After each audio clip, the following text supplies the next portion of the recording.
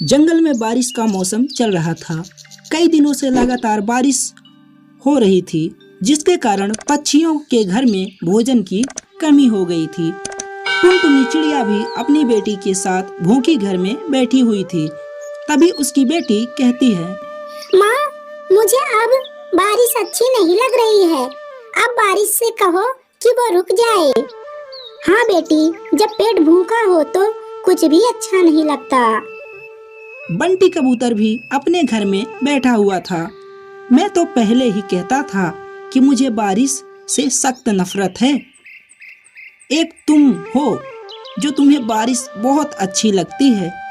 लो बारिश का मजा, ये तो रुकने का नाम ही नहीं ले रही है।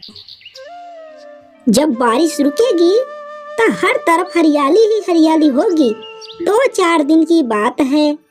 इसके बाद तो हर घर में भोजन ही भोजन होगा। ये दिन भी 2-4 दिन में गुजर जाएंगे। शायद तब तक मैं मर ही जाऊंगा। पूरे जंगल में एक कालू कौवा के पास ही भोजन था, जो उसने दूसरे पक्षियों का भोजन चुरा के इकट्ठा किया हुआ था। ये बारिश का मौसम कितना अच्छा लगता है। मेरे पास भोजन भी है और घर भी। मैं कितना भाग्यशाली हूँ। फिर कालू कौवा गेहूं का एक बाली लेकर जाता है और टुनटुनी के घर के सामने खाने लगता है। टुनटुनी, बहुत मजेदार है ये गेहूं के बालियां। माँ, कालू अंकल फिर आ गए। प्लीज माँ, मुझे कालू अंकल से कुछ दाने दिला दो। मुझे बहुत तेज भूख लग रही है। कालू कौवा, मैंने तुम्हें कहा भी कि तुम मेरी बेटी को ऐसे ना तरसाया करो, मगर तुम किसी को कुछ दे नहीं सकते तो किसी का जी भी मत ललचाया करो। मुझे तो बहुत मजा आता है जब मैं किसी को भोजन दिखा दिखा कर खाता हूँ। पूरे जंगल में ही मेरे पास खाने को अनाज है, बाकी सब तो भूखे हैं। ऐसा कहकर कालू कौवा वहां से चला जाता है। रात हो गई थी। सब अपने अपने घरों में सो रहे थे। तेज बारिश होने के कारण बंटी कबूतर का घर टूट गया था। अब हम कहाँ जाएं? मुझे तो कुछ समझ नहीं आ रहा।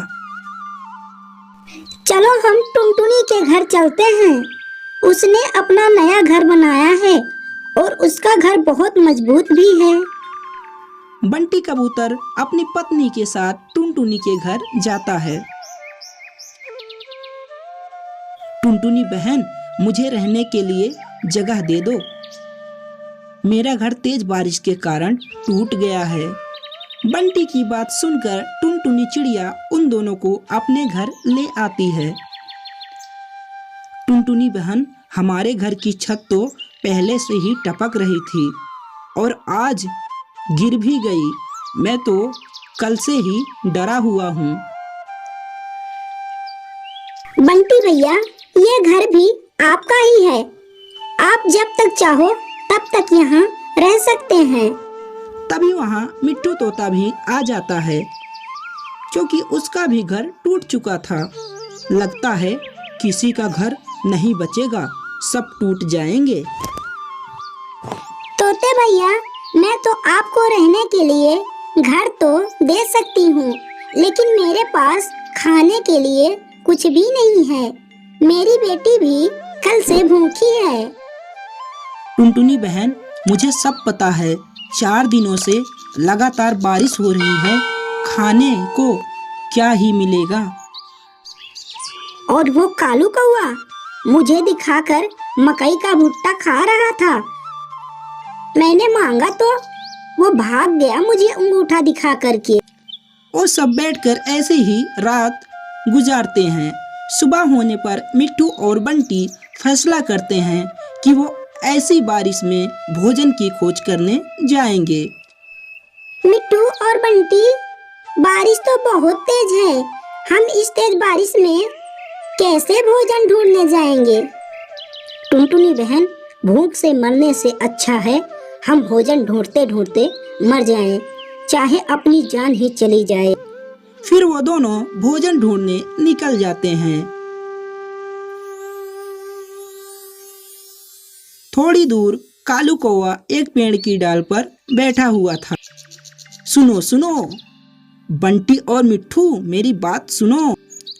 कालू जल्दी बताओ क्या कहना है। हमें भोजन की तलाश में दूर जंगल में भी जाना है। मिट्ठू और बंटी, मैं ये मीठा मीठा आम खाने वाला हूँ। अगर तुम चाहो तो ये आम के छिलके खा सकते हो।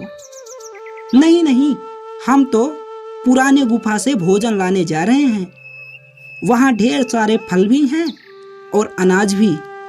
यह सुनकर कालू कौवा तुरंत कहता है, क्या क्या, पुरानी गुफा से? वो तो अनाज मेरा है। कालू कौवा तुरंत वहां से चला जाता है।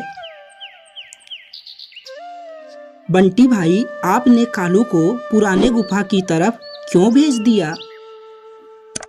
ये हर रोज हमें दिखा दिखा कर हमारा ही चुराया हुआ भोजन खाता है।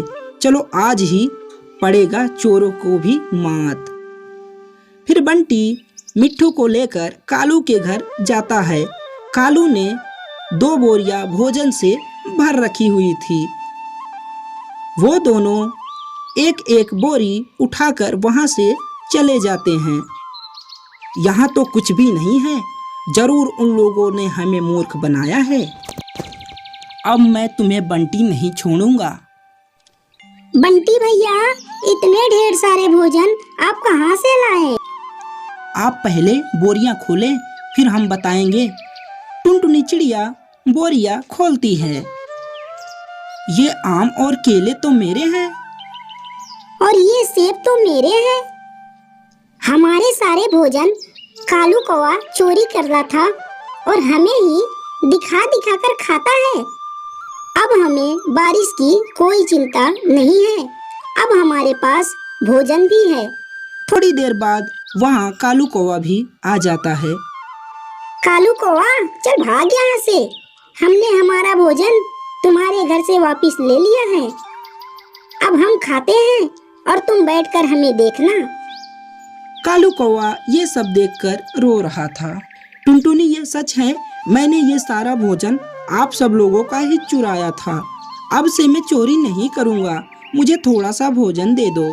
फिर टुनटुनी चिड़िया उसे एक अमरूद दे देती है। कालू कौवा वहाँ से भाग जाता है। फिर वो खुशी खुशी भोजन करते हैं और बारिश का मजा लेते हैं।